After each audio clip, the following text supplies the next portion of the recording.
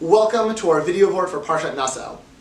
We're just coming off the holiday of Shavuot, and for me, one of the highlights of Yom Tov is Birkat Kohanim, when the Kohanim serve as the conduit for Hashem's bracha to Bnei Yisrael. And I think there's a lesson we could learn from this mitzvah, in particular from two lesser-known halachot about Birkat Kohanim. The first appears in Rashi on our Parsha this week.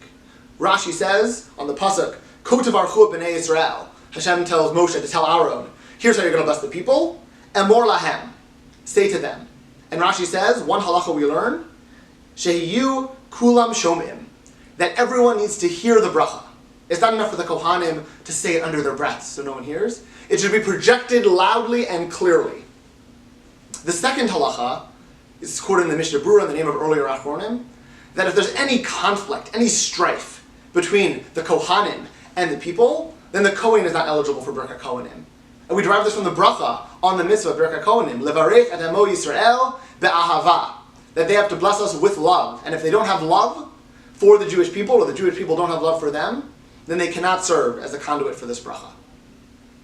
By combining these two halachot, I think we could learn an important lesson for our own relationships. Sometimes we'll have conflict with a friend or a family member, and that conflict will feel intractable.